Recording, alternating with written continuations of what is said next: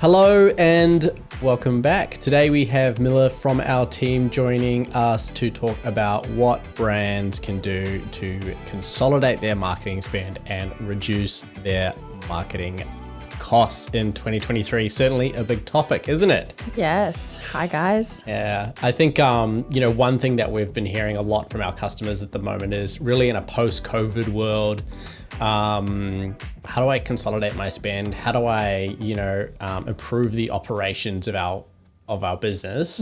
Because there's a lot of uncertainty out there, right?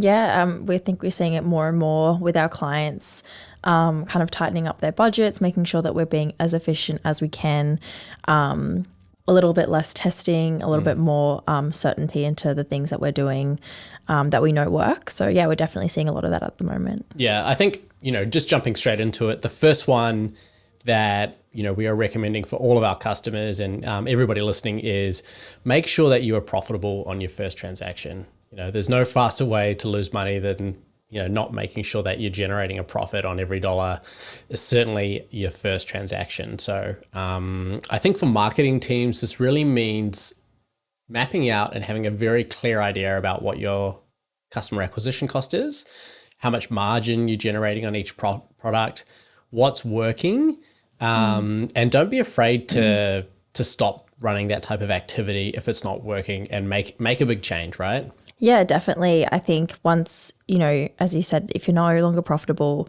the big question we always ask is like, when is that next dollar no longer working for me? So if we are kind of spending and seeing that maybe we're not getting the return that we want, it's just knowing, especially with your teams, on where that kind of line is, because you don't want to be underspending and leaving money on the table, but you also don't want to be kind of overspending or thinking you've got this really great return without taking into consideration some of those key factors of the business, as you said, margins and things like that, because then you can really just burn through your cash a lot quicker. Yeah, that's right. That's right. We're seeing a lot of companies doing obviously end of year sales, discounting products. When you're doing that, make sure that you're also thinking about the discounts in those. It doesn't make sense to acquire a customer for $40, sell a product for $100 and then give 60% off, right? Yeah. Like you're actually losing money in that first transaction without even accounting for how to get the product to the customer and the cost for building the customer and team and warehousing and all these other things. So that's a big one. Make sure that you're making a profit on your first transaction. The second one that I've got here is really make sure that you're spending equal time on returning customers, those loyal customers that have already purchased from you, as you are spending on your new customer acquisition. I think email marketing is really in the last 12 months, 18 months, 2 years, continued to become a really important driver for commerce businesses. And we're still seeing a lot of brands not spending enough time on it, right? Yeah, I mean, not only is it obviously a lot cheaper to be like marketing to your existing database or kind of acquiring customers through your sign-up forms and things like that, but they're also a lot more likely to convert when they're already in that channel. So it's definitely a lot more of a cost-effective way to be kind of reaching out to people that are already interested in your brand. Yeah, definitely should be focusing on that to kind of help also support your customer acquisition activity. Yeah, I think also with email marketing, a lot of the work can be really structural at the start. So you can implement a 3-month project or a 6-month project or something of that nature, and you'll reap the benefits of it for quite some time.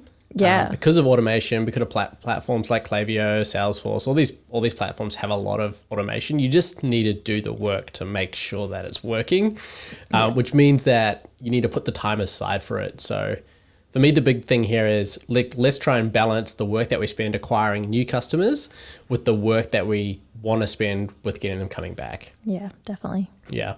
Anything else to add to that one? No, I think you pretty much covered it. Yeah, it definitely is something that we see not enough people coming to us with, kind of fully fleshed out email strategies when, they're really just leaving so much opportunity on the table. Yeah. Yeah. We did this calculation the other day where an 8% improvement to their existing returning customer rate would have yielded the business about an $800,000 improvement. So, might seem insurmountable, but the work there just needs to go into making it happen, and the rewards will be there for businesses that do it. Yeah, a little bit of upfront work has a pretty big payoff. Yeah. Okay, cool. And the last one that I've got here is, the idea of if it's not working, don't be afraid to kill it. Be brutal. Be brutal with your ad spend. Be brutal with your campaigns. Be brutal with your products. Don't be afraid to consolidate into the things that are working. And maybe even to add to that, the idea that we have is you want to consolidate and then exploit the opportunity. We do see a lot of businesses continually testing, and there is a line where that kind of makes sense and also is just a little bit irresponsible. Yeah. You really want to find the things that are working and then pour all the effort and resources, time and investment into exploiting the opportunity there. And when that starts to slow down, when the bell curve gets a little bit weaker in terms of performance, then start testing. But don't just kind of spread your budget thin, right? Yeah, we definitely in the past have seen kind of a lot of clients come to us and say, hey, we want to do all of this testing, and there's definitely, as you said, an opportunity to do that. But it's very important to be looking at kind of what is working, and if it is a smaller budget that you're working with, to be able to reinvest that into what's working rather than kind of take these big risks on an audience that you think might be interested but maybe not, and you're not sure and you want to test that. Kind of plan for that testing and be a little bit more strategic on how you want to go about that, rather than kind of going in and doing a lot of testing and without much thought or without much planning or any kind of roadmap or structure to it. Yeah. I mean, one of the things that always surprises me is when we speak to a brand and they go, okay, cool, we want to do SEO. We want to do Google Shopping and Facebook and Instagram and TikTok. And we're looking at a TV campaign. Yeah. And we're thinking about doing radio. It's like, yes, those are all great ways to reach customers, but find the ones that really work for your business, which most businesses will already have a pretty strong idea about those, and just double down and then double down and then double down into these things until you start to see softening results. Yeah. You're just going to have a much better outcome in terms of performance. And I do think as marketers and teams, entrepreneurs certainly get a little bit distracted by shiny objects. Yeah.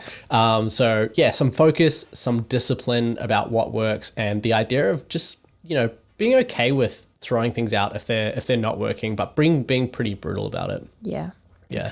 Is there anything else that you think would be a worthwhile note on the testing side?